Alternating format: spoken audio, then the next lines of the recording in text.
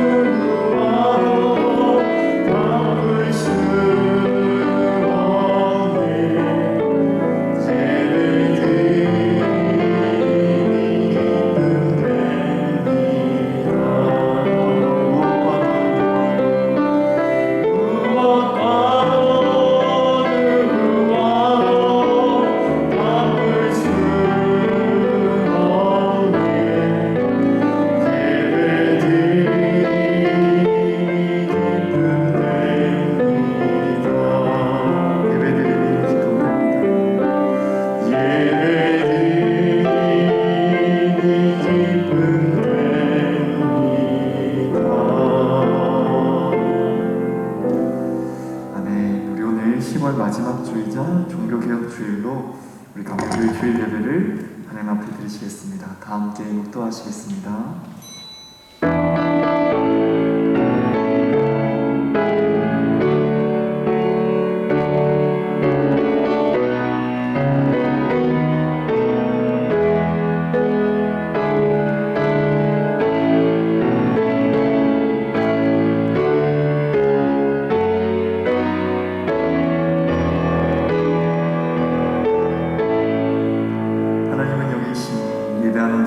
영과 진리로 예배할지니라. 아멘.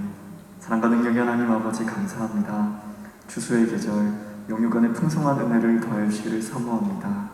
이 시간 성령 하나님 이 예배의 시종을 주관하여 주시고 충만하게 임재하여 주시고 날마다 우리의 삶 가운데 변화와 개혁이 일어나는 매일의 삶이 되도록 인도하여 주옵소서. 이 예배를 통하여 홀로 영광 받으시기를 소망하옵고 창조주신 예수님의 이름으로 기도합니다.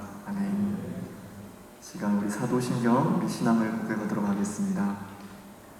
나는 전능하신 아버지 하나님 천지의 창조주를 믿습니다. 나는 그의 유일하신 아들 우리 주 예수 그리스도를 믿습니다. 그는 성령으로 잉태되어 동정녀 마리아에게서 나시고 본디오 빌라도에게 고난을 받아 십자가에 못 박혀 죽으시고 장사된 지 사흘 만에 죽은 자 가운데서 다시 살아나셨으며 하늘에 오시어 전능하신 아버지 하나님 우편에 앉아 계시다가 거기로부터 살아있는 자와 죽은 자를 심판하러 오십니다. 나는 성령을 믿으며 거룩한 공교회와 성도의 교제와 죄를 용서받는 것과 몸의 부활과 영생을 믿습니다. 아멘. 다 함께 자리에서 일어나셔서 찬송가 585장 내 주는 강한 성이요 함께 찬양하시겠습니다. 그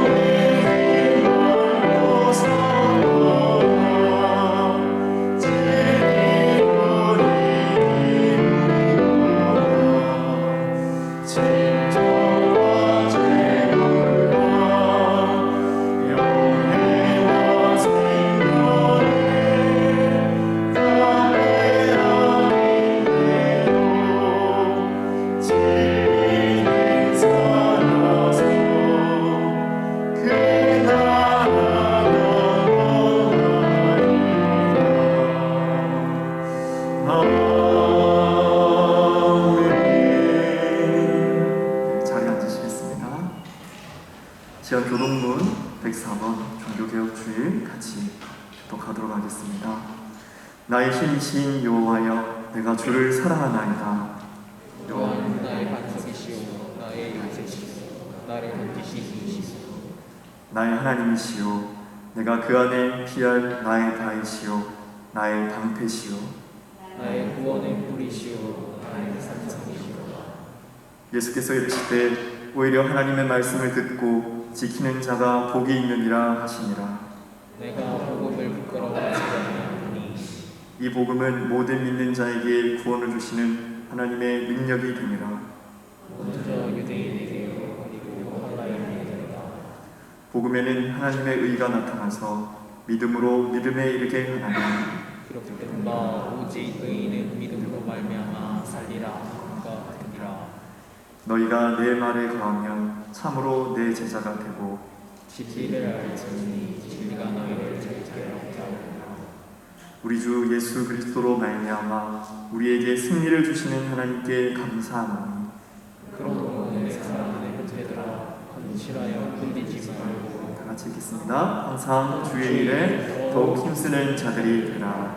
아멘. 이제 우리를 대표해서 장대우 장로님께서 기도 인도하시겠습니다.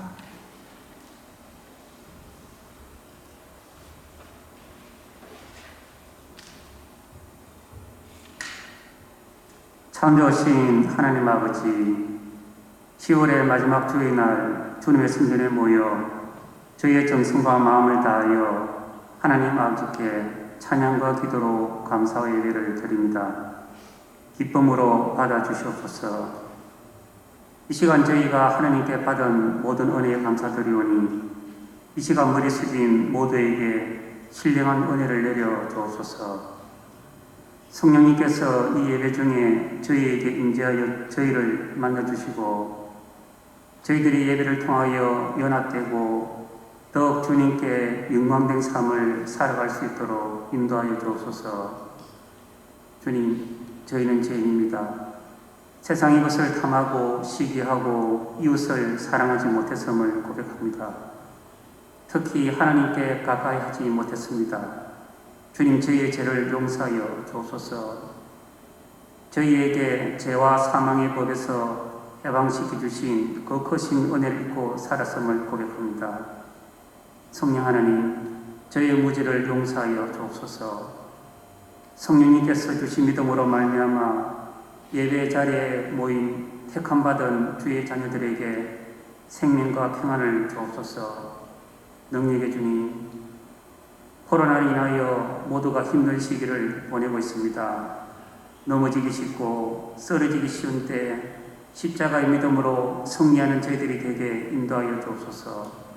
거룩하신 하나님, 주님의 거룩하심으로 저희가 주님의 몸된 교회를 위하여 헌신하도록 축복하여 주시옵소서.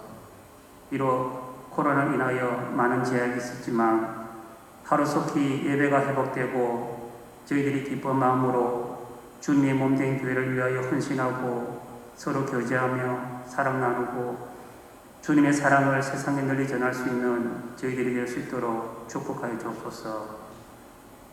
이 시간 이 모양 저 모양으로 마음의 상처, 육신의 질병, 물질의 상처를 받은 성님들이 있습니다.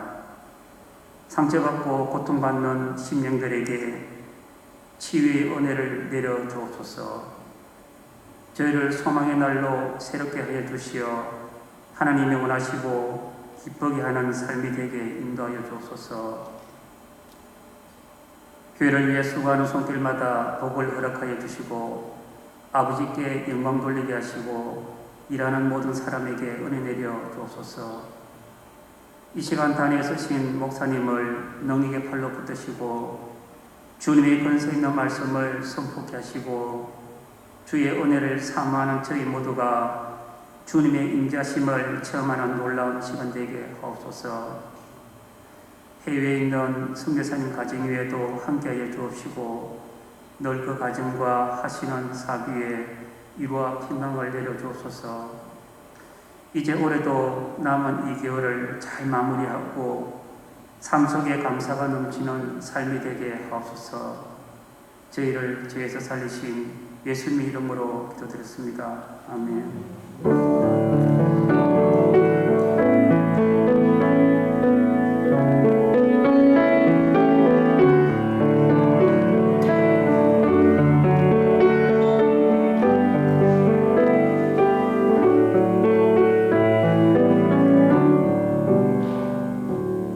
네, 시간 찬양 시간이 되겠습니다. 오늘 찬양은 좀 특별하게 수화로 하나님께 영광 돌리는 찬양인데요. 우리 같이 보면서 또 들으면서 은혜 나누도록 하겠습니다.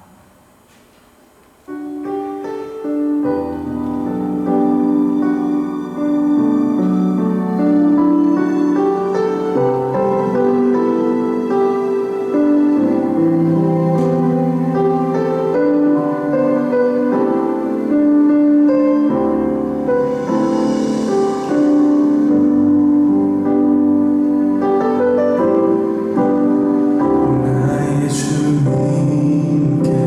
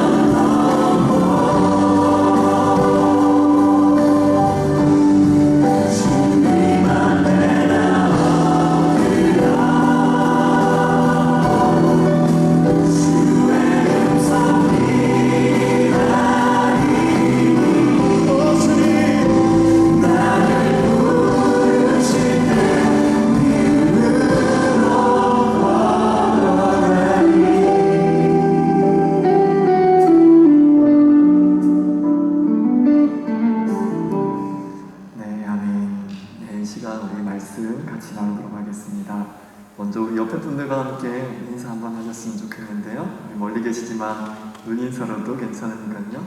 당신을 보니 살맛이 납니다. 이렇게 한번 인사하시도록 하겠습니다. 참 잘 오셨습니다. 네, 너무 축복합니다. 네, 오늘은 504주년 종교개혁 주일입니다. 마틴 루터가 1500년대에 종교개혁을 일으켰는데요. 저희가 앞서 불렀던 내주는 강한 성이요를 마틴 루터가 작사 작곡했습니다. 그래서 이 찬양의 고백과 함께 주님이 우리의 삶 가운데 놀라운 승리를 주시고 저 악한 마귀 권세는 깨뜨려지고 하나님의 나라는 영원히 설 것이다 라는 고백으로 그 고백과 함께 종교개혁을 일으키게 되었는데요. 제가 이 말씀을 준비하면서 참 지금도 개혁이 참 필요한 시기이지 않나 라는 생각이 필요합니다. 그래서 제2의 종교개혁이 필요한 시기이지 않나 라는 생각이 참 들으면서 경각심이 일어나는 시기다라는 생각이 들었습니다. 네, 제가 여러 번에 걸쳐가지고 하나님의 말씀을 나누고 있는데요. 특별히 세 가지의 소리에 대한 말씀을 나누고 있습니다. 제일 처음에 나눴던 소리가 하나님의 소리였습니다. 하나님의 소리였고, 두 번째 소리가 사단도 소리, 보이스피싱을 말씀드리면서 사단도 우리를 유혹하는 소리를 낸다라는 말씀을 드렸고요. 지난달에는 사람의 소리도 아주 중요하다라는 말씀을 드렸습니다. 네, 제일 첫 번째 말씀드렸던 이 하나님의 소리, 하나님의 말씀이지요. 하나님의 말씀은 1.1획도 변하지 않고 지금까지 어제나 오늘이나 영원토록 동일하신 그 하나님의 말씀을 우리가 붙들고 나아갈 수 있는 하나님의 소리가 있습니다. 이 말씀의 소리에 우리가 귀를 기울이기 위해서 지금 이 시간 또 모였고요. 또 그 소리를 우리가 잘 듣고 분별하여서 사단이 주는 미혹의 소리에 빠지지 않고 유혹에 빠지지 않고 참되신 하나님의 음성 가운데 나아가는 우리 모든 성도님들이 되기를 바란다라고 계속해서 말씀을 나누고 있었습니다. 그러다가 지난달에 성경에 나오는 대표적인 두 번째 보이스피싱, 바로 리브가가 이삭에게 그 소리를 들어가지고 그 아들에게 이 축복권을 빼앗는 그 사람의 보이스피싱에 대한 말씀을 드렸습니다. 창세기 말씀을 보시면 27장 6절에서 7절 말씀을 통하여서 우리가 함께 말씀을 나눴었는데요. 이 이삭이 노년에 이제 아들 장자 에서에게 축복을 하겠다라는 그 말을 리브가가 엿듣고 그 말을 아들 야곱에게 전해가지고 결국에는 이 장자의 축복을 에서가 받아야 장자의 축복을 빼앗아가지고 야곱에게 받게 하는 말씀을 드렸습니다. 여러분, 이 사람의 음성, 사람의 소리도 우리의 삶 가운데 정말 중요하고 때로는 또 귀 기울여야 되는 소리도 있지만 그 사람의 소리 가운데 거짓 메시지들, 가짜가 있다는 말씀을 드렸는데요.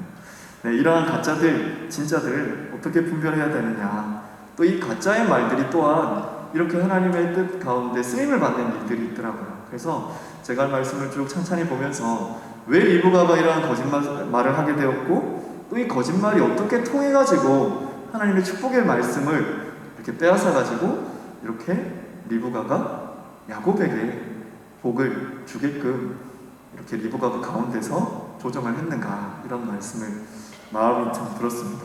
이 말씀을 보던 중에 사람의 말보다 더 중요한 것이 무엇인가 라는 것을 보게 되었는데요. 우리 한 목소리 이 말씀 읽었으면 좋겠는데요. 창세기 25장 23절입니다. 같이 읽겠습니다. 시작. 여호와께서 그에게 이르시되 두 국민이 내 태중에 있구나. 두 민족이 내 복중에서부터 나누이리라.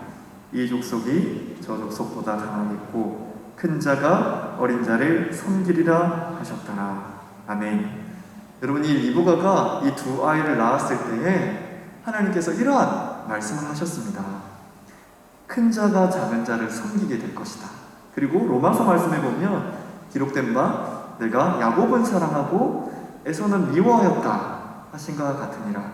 우리가 이 말씀을 보면 무슨 뜻을 알 수 있냐니까 하나님께서는 장자에게 복을 주실 생각이 없었다라는 걸 알 수가 있었습니다.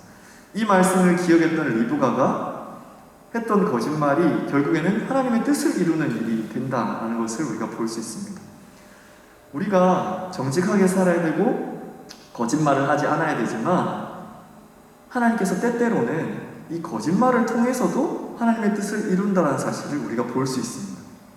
그렇다고 물론 거짓말하라는 뜻으로 말씀드리는 건 아닙니다. 이러한 거짓이 아닌 하나님의 진리의 말씀에 서서 그 말씀을 선포하고 그 말씀을 믿고 사는 것이 가장 중요합니다. 하지만 제가 말씀드리고 싶은 것은 사람의 말은 온전치 않기 때문에 또한 하나님의 뜻을 이루는데 이러한 거짓말을 통해서라도 하나님께서 하나님의 뜻을 이루시고 역사하실 수 있다라는 말씀을 드리는 것입니다. 사람의 말이 맞는 것처럼 보이고 때론 이 말이 틀린 말 같아 보이지만 그것보다 더 중요한 것은 하나님의 말씀이 어디를 향하고 있고 하나님께서 어떠한 뜻을 가지고 우리에게 그러한 말을 하게 하셨는가를 관건을 가지고 보는 것이 중요하지 않겠냐라는 말씀을 드리고 싶습니다. 네, 그래서 오늘 제가 준비한 말씀은 하나님의 시험이라는 말씀으로 함께 말씀을 나누고자 합니다. 왜냐하면 사람의 말이 이렇게 오갈 수도 있고 또 이 사람의 말을 통하여서 사람이 시험에 빠지기도 하고 또 이 사람의 말을 통하여서 이 시험이 참으로 우리의 삶 가운데 큰 어려움을 주고 고통을 주기 때문에 그렇습니다. 이 말을 통하여서 찾아오는 하나님의 시험이 있는데 특별히 오늘 우리가 이 본문 말씀을 통하여서 같이 하나님께서 우리에게 어떠한 시험을 하시고 또 이 시험이 어떠한 뜻이 있는지 같이 한번 은혜를 나누는 시간을 가지고자 합니다. 창세기 22장 1절에서 2절 말씀 같이 한 목소리로 읽도록 하겠습니다. 시작. 그 일 후에 하나님이 아브라함을 시험하시려고 그를 부르시되 아브라함아 하시니 그가 이르되 내가 여기 있나이다. 여호와께서 이르시되 내 아들 내 사랑하는 독자 이삭을 데리고 모리아 땅으로 가서 내가 내게 일러준 한 산 거기서 그를 번제로 드리라. 여러분 우리가 1절 2절 말씀을 이렇게 봤는데요, 1절을 보고 2절을 보니까 이게 참 이해가 가지만 만약에 여러분 이 성경이 1절이 없고 2절만 있었다라고 생각해 보십시오. 2절의 말씀만 하나님께서 우리에게 하셨다라고 생각하시면 이게 하나님의 음성이 하나님의 소리가 맞는지 틀렸는지 알 수 있을까요? 100세에 낳은 아들 이삭을 인신제사, 사람을 죽여가지고 제물로 바쳐라. 여러분 이게 이 인신제사라고 하는 것이 우상을 숭배하는 이방인들에게는 이러한 제사가 있었습니다. 그래서 이방신에게 사람을 제물로 바치고 처녀를, 어린 아이를 신에게 바치는 그러한 이방인들의 제사 방법이 있었습니다. 아브라함이 이것을 딱 들었을 때 하나님이 진짜 맞으시나? 라는 의심을 하진 않으셨을까요? 혹은 이 소리가 하나님의 음성이 아니고 사탄이 나에게 하는 소리다 라는 생각하지 않았을까요? 근데 우리가 오늘 이 말씀에 1절이 있기 때문에 하나님이 아브라함을 시험하시려고 이러한 말씀을 하셨다라는 말을 우리가 보니까 이것이 아브라함이 이렇게 할 수 있었지 라는 생각을 할 수 있었지, 만약에 이 말씀 가운데 여러분들에게 여러분의 사랑하는 자녀, 아들을 바쳐라 라고 말을 한다면 이건 하나님의 음성이 아니야 라는 부정을 하고 싶으셨을 겁니다. 그리고 이 말을 여러분이 아브라함이 듣고 사라에게 만약에 이 말을 했다면 사라가 뭐라고 말했을까요? 이 할배가 노망이 들었나 이렇게 얘기 안 하겠습니까? 네, 100살이 넘어 얻은 이 아들을 이 아브라함이 여러분 바치겠다, 하나님께 바치겠다 하니까 사라가 노발대발하고 말렸겠죠. 근데 성경 본문에 보니까 이 아브라함이 사라에게 말을 안 한 것 같아요.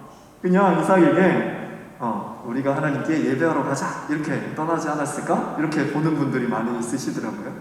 3절 말씀에 봐도 아브라함이 일찍 일어나가지고 짐 챙겨가지고 이삭과 같이 우리 하나님을 예배하러 가자 이러고 떠나거든요. 만약에 사라가 그걸 알았으면 어떻게 했을까요? 여러분 우리 어머님들 말씀해 보십시오. 아들, 딸을 이 남편이 하나님의 음성이다 들었다고 바쳐라 했다고 데려간다 이러면 가만히 계실 어머니가 아무도 안 계시겠죠. 그런데 아브라함은 믿음으로 그 말씀을 순종하게 되었고 아침 일찍 짐을 챙겨가지고 떠납니다. 어디로 떠나냐니까 하나님께서 말씀하시는 장소가 있었어요. 그 장소가 어디였냐니까 바로 모리아 땅, 모리아산이라고 하는 곳이었습니다. 이 모리아산이 어디냐? 제가 지도를 가지고 왔는데요. 여기 브엘세바에 지금 아브라함이 머물고 있었어요. 그런데 하나님께서 여기 올라가서 예루살렘, 여기가 모리아 땅이에요. 모리아산에 올라가서 네가 이 아들을 바쳐라 라고 말했습니다.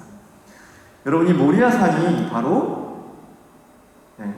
솔로몬 성전이 세워지고 또 예루살렘, 그 하나님을 예배하는 장소가 바로 이 모리아산입니다. 훗날에 이 다윗의 아들 솔로몬이 솔로몬 성전을 지은 산이 바로 이 모리아산입니다. 이 산은 아주 성경에서 의미 있는 산이고 아주 중요한 산이죠. 하나님께서 이때 당시에 처음 아브라함에게 네 아들을 데리고 올라가라 라고 말했던 그곳이 바로 이 모리아산이었는데, 이 모리아산에서 브엘세바까지의 거리는 120km 정도 된대요. 부산에서 대구 이상 거리를 이 아브라함이 아들을 데리고 짐을 챙겨가지고 종들과 함께 나귀에 타가지고 사흘 길을 갑니다. 3일 길을 갔다라고 기록이 되어 있습니다. 그 3일 길을 가는 동안에 제가 그런 생각을 해봤어요. 아브라함과 이삭이 대화를 주고받았을 것 같아요. 뭐라고 주고를 받았을까라는 생각이. 아브라함은 이 3일 길의 여정이 어쩌면 이 아들의 마지막 여정이 될 수도 있기 때문에 참 특별한 마음이 들지 않았을까? 그런 마음도 들었고, 때론 하나님이 원망스러운 마음도 들지 않았을까? 라는 마음도 들고. 근데 만약 아들 이삭은 여행을 가니까 즐거운 마음으로 재밌게 즐겁게 또 가지 않았을까? 이런 생각도 하게 됩니다. 네, 이 모리아산이라고 하는 이 산이 지금도 역사에 남아있고, 지금도 여기에 제가 사진을 가져왔는데요. 아마 여러분 보시면 아마 여기 어딘지 아실 겁니다. 예루살렘, 이스라엘의 수도 있는 예루살렘에 저기 보시면 노란색 모스크가 보이시죠? 이 노란색 모스크가 바로 모리아산이에요. 지금은 이슬람이 정복해가지고 서원을 지어놨고, 그 벽을 하나 두고 통곡의 벽이라고 불리는 예루살렘 다윗 성전의 그 솔로몬 성전의 서쪽 벽만 남아있죠. 그래서 지금 저 지역에 가면 세 개의 종교가 대립 가운데 있습니다. 이슬람과 유대인교와 기독교가 그 대립 가운데 있는 저 산을 찾아가가지고 하나님께서 이 이삭을 바쳐라 라고 말씀하신 그 말씀을 순종하기 위해서 가게 됩니다.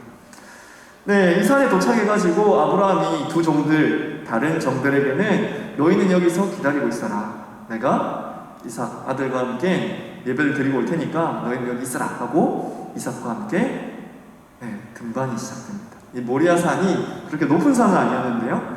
아무래도 이 아브라함은 나이가 있다 보니까 산 올라가는 게 쉽지 않았을 것 같아요. 그래서 아들에게 이 장작을 지우고 아버지는 칼과 불을 들고 산을 오르게 됩니다. 그런데 그때 아들이 질문을 하죠. 이때까지 참고 궁금했던 거를 드디어 질문을 하게 돼요. 지금까지는 여행 간다고 재미있게 룰루랄라 따라왔던 이 아들이 문득 그런 생각이 든 거예요. 분명히 아버지가 하나님을 예배하고 제사를 드린다고 했는데 불도 있고 칼도 있고 장작도 있는데 제일 중요한 재물이 없는 거죠. 그래서 아브라함에게 이 아들 이삭이 질문하죠. 같이 한번 읽어볼까요? 시작. 이삭이 그 아버지 아브라함에게 말하여 이르되 내 아버지여 하니 그가 이르되 내 아들아 내가 여기 있노라. 이삭이 이르되 불과 나무는 있거니와 번제할 어린 양은 어디 있나이까? 라고 물어봅니다. 여러분이라면 뭐라고 대답하시겠어요? 네가 재물이다 이렇게 하시겠어요? 네, 그렇게 안 하고 아브라함이 보이스피싱을 합니다. 네, 거짓말을 하죠. 뭐라고 거짓말을 하죠? 아브라함이 이르되 내 아들아 번제할 어린 양은 하나님이 자기를 위하여 친히 준비하시리라 하고 두 사람이 함께 나아가서, 여러분 거짓말입니다. 그렇죠? 거짓말을 해요. 보이스피싱을 해요. 그런데 여러분 여기서 중요한 사실이 있습니다. 거짓말로 했던 이 말이 어떻게 되죠? 진짜가 돼요. 네. 제가 일전에 여러분들에게 진짜와 가짜에 대한 말씀을 드린 적이 있습니다. 진짜가 가짜가, 여기 볼리비아에 있는 우유니 사막이라고 하는 곳인데 여기에 비가 살짝 내리면 이렇게 하늘과 땅이 맞닿아가지고 똑같은 모양으로 나오는 거예요. 위에가 진짜냐 밑에가 진짜냐, 제가 이런 말씀을 드린 적이 있는데, 여러분 진짜와 가짜를 성경에서는 허상과 실상이라고 얘기합니다. 어떻게 하면 이 허상이 실상이 되느냐, 제가 이걸 예전에 말씀드렸는데요. 히브리서 11장 1절에 답이 나와 있어요. 같이 한번 읽어보겠습니다. 시작. 믿음은 바라는 것들의 실상이요 보이지 않는 것들의 증거니. 여러분, 어떻게 하면 허상이 실상이 될 수 있냐? 믿음으로 바라보고 선포하면 그 허상이 실상이 될 수 있다라고 말하고 있습니다. 아무 말이나 한다고 되진 않지만 특별히 우리는 하나님의 약속의 말씀을 믿고 그 말씀을 선포하고 그 말씀을 믿으면 그 허상이 실상이 될 수 있다라고 말하고 있습니다.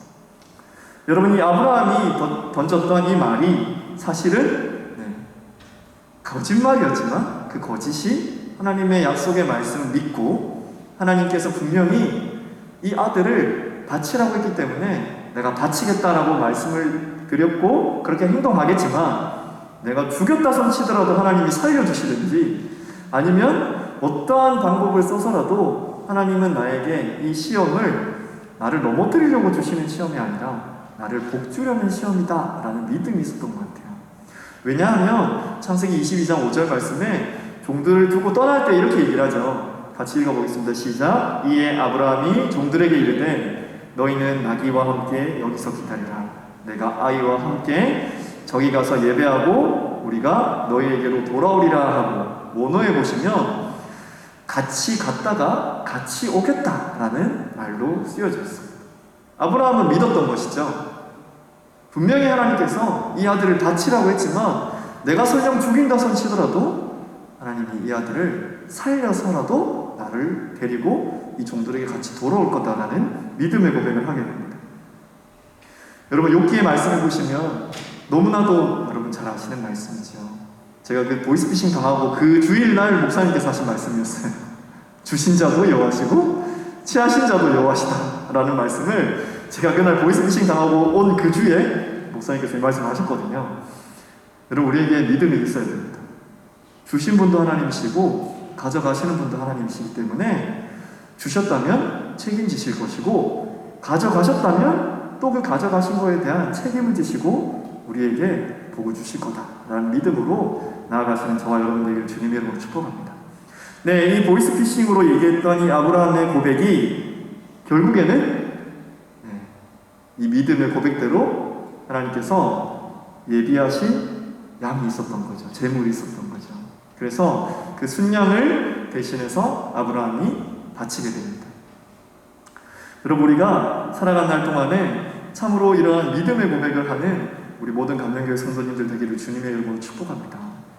똑같은 상황인데 그 상황을 어떻게 말하고 고백하느냐, 이것은 아주 중요합니다.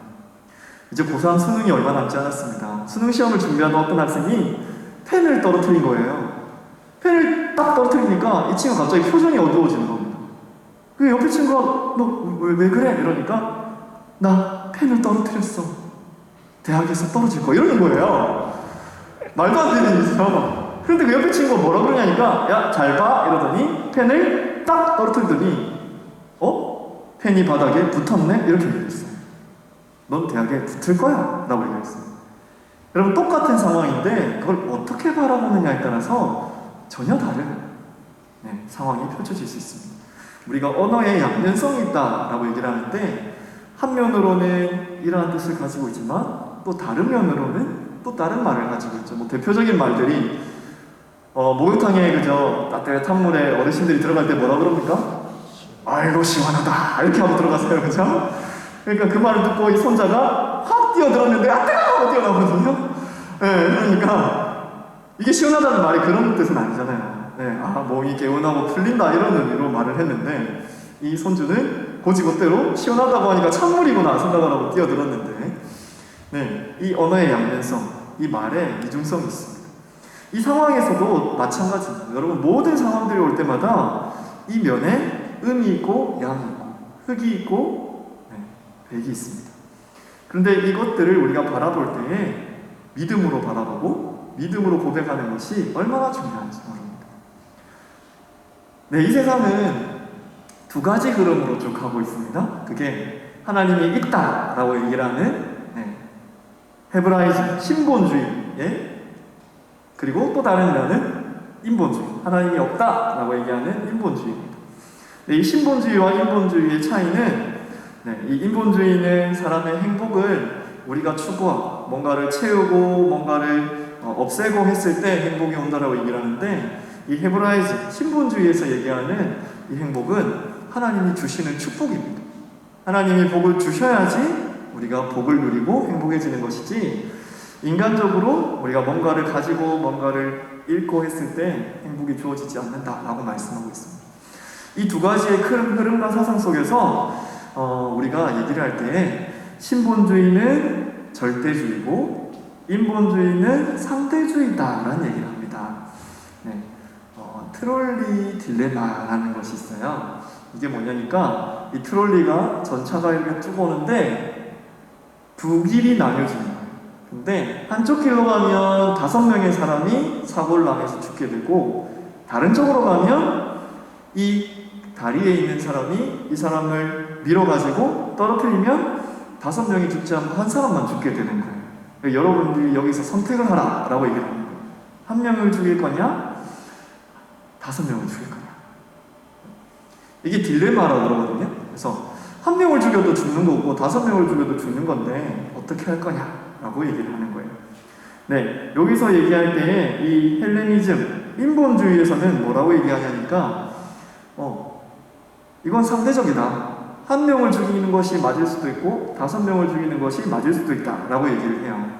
그래서 정의란 무엇인가라고 얘기하는 이 마이클 샌들 교수의 정의란 무엇인가라는 책이 있는데, 이 책 안에 보면 이러한 사람을 죽이고 살리고 유익하고 부정하고 사람들을 이롭게 하고 해롭게 하는 것은 다 개개인마다, 지역마다, 시대마다, 국가마다, 개인마다 다 이러한 의도가, 뜻이 다르기 때문에 정답은 없다라고 얘기해요. 결론은 이 책에서 정의란 무엇인가의 결론은 정의란 없다라고 나와요. 결론이.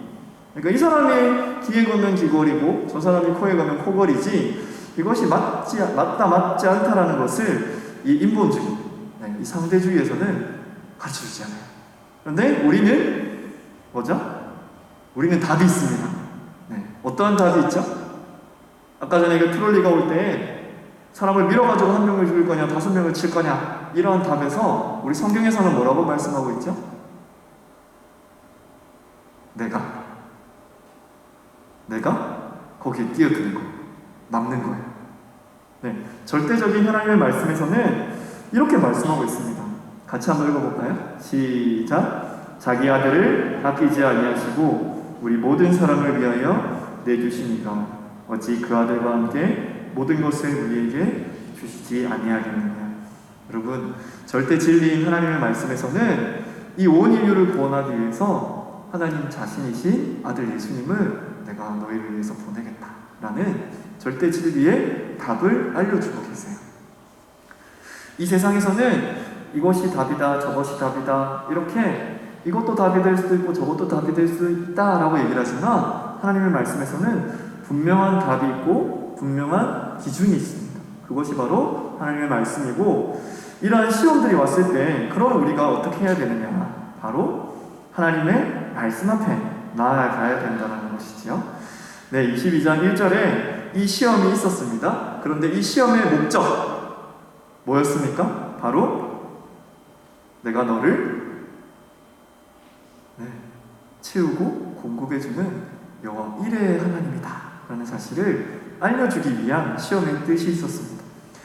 우리 성도님들 살아가는 날 동안에 여러 가지 시험들이 있으실 겁니다. 그런데 그 시험 가운데 우리가 바라봐야 될 분은 하나님이시죠.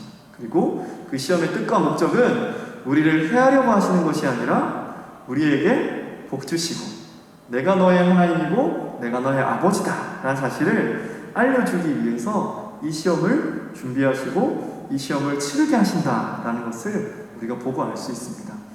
여러분, 우리가 요즘 코로나라는 시험 문제 앞에 와 있습니다.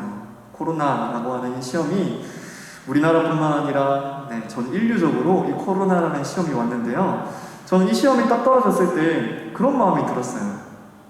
하나님께서 이 신천지 이단이 탁 떠오르더라고요. 그래가지고 제가 그런 고민을 되게 했었거든요. 저희 학생들 중에도 또 제 지인 중에도 신천지에 빠진 사람이 있었거든요. 근데 이걸 어떻게 해야 되나요, 하나님? 그러던 중에 중국 우한 코로나가 터지면서 신천지가 발칵 뒤집어졌잖아요. 신천지가 문을 딱 닫더라고요. 그래가지고 하나님께서 이거를 하시려고 그렇게 하셨나요? 사람의 뜻으로 사람의 힘으로 이단을 찾아내는 거는 정말 어려운 일인데 그런 마음이 들었어요. 근데 이 시기가 좀 더 길어지면서 교회들의 이 화살이 돌아와가지고 교회에서 이 코로나가 발생해가지고 이렇게 퍼졌다 라고 얘기하면서 교회를 폐쇄하고 이러한 시험이 왔어요. 여러분, 제가 그 뉴스를 보니까 이 코로나 이후에 최근에 2년간 문 닫은 교회가 12,000교회가 된다더라고요.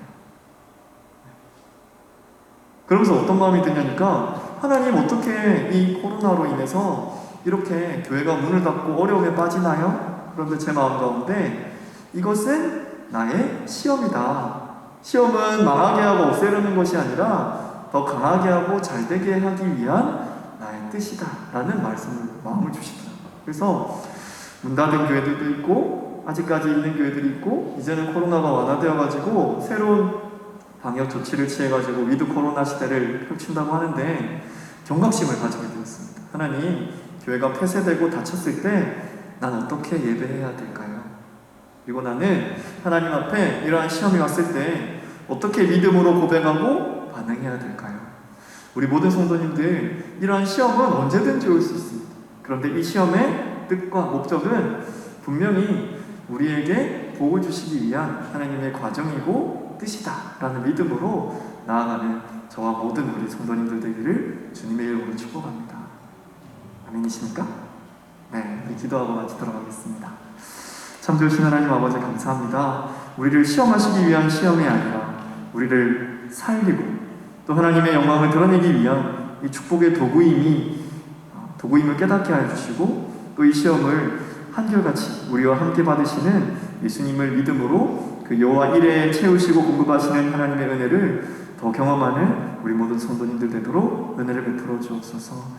자기 아들을 아끼지 아니하시고 우리 모든 사람을 위하여 내어주신 이가 어찌 모든 것을 우리에게 은사로 선물로 축복으로 주시지 않겠느냐 말씀하신 이 말씀을 기억하고 이 시험의 때에 깨어서 승리하는 우리 모든 성도님들 되도록 은혜를 베풀어 주실 줄 믿고 감사함을 드리며 사랑이 많으신 예수님의 이름으로 기도합니다. 아멘. 우리 말씀을 기억하시면서 찬송가 342장 하시면서 준비한 예물 드리도록 하겠습니다.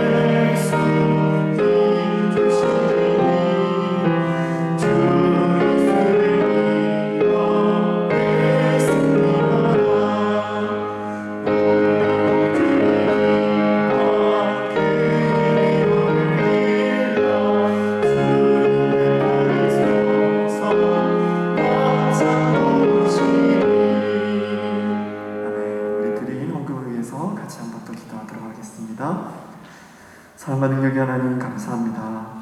오늘도 주님께 최선을 다하여 드린 이 예물을 주님께서 기쁘게 받으시고 모든 감명교회 성도님들의 가정에 100배의 축복을 더하여 주옵소서. 물질의 어려움과 시험 가운데 빠진 성도님들이 있다면 그 기회를 통하여 주님을 더욱 깊이 만나고 축복의 도구로 다가온 이 시험을 통하여서 하나님께서 채우시고 공급하시는 하나님이심을 믿게 하여 주시고 은도 내 것이요 금도 내 것이라 말씀하신 주님의 풍성함을 맛보고 흘러보내는 축복의 통로로 다 새롭게 거듭나게 하여 주옵소서. 이 물질이 쓰이는 곳마다 영원히 살아나며 하나님의 나라가 확장되게 하여 주시기를 바라옵고 만물의 주인 되신 예수님의 이름으로 축복하며 기도합니다. 아멘. 네, 교회 앞에 광고 말씀드리겠습니다. 네, 오늘은 종교개혁주일 예배를 드리고 있고요. 우리 코로나 확진자와 우리 동선이 겹친 학생이 있어가지고 아침에 우리 주일학교도 몇몇은 가정 예배를 드리고 몇몇은 우리 아침에 모여서 예배를 드리긴 했는데 제가 영상으로 찍어가지고 집에 있는 친구들한테는 이 영상을 공유를 했는데 오후 예배도 조금 그렇게 공유하는 게 좋겠다라고 교회에서 결정하셔서요. 오후 예배는 청소년 예배 1시 30분 비대면으로 드리도록 하겠습니다.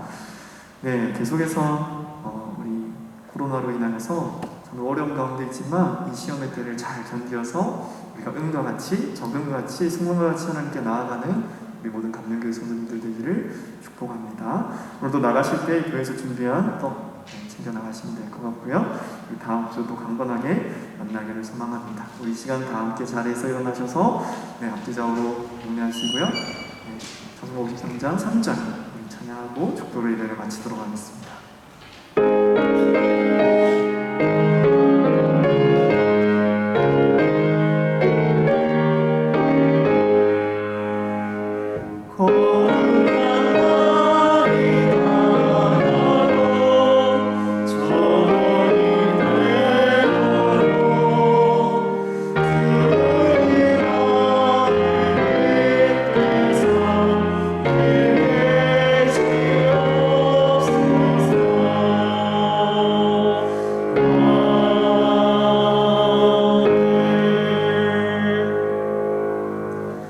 주 예수 그리스도의 크신 은혜와 하나님 아버지의 무한하신 사랑과 성령님의 감화감동 교통 인도 내주하시니 하나님의 말씀 위에서 사단의 미혹에 빠지지 않고 사람의 말에 흔들리지 아니하며 살아계신 하나님의 말씀을 믿음으로 순종하며 나아가기로 다짐하는 이 자리에 머리숙인 모든 감명교회 성도님들, 가정과 사업과 일터와 상성학관에 속한 모든 식구들 머리 위에 지금으로부터 영원까지 함께 하시기를 간절히 축원하옵나이다.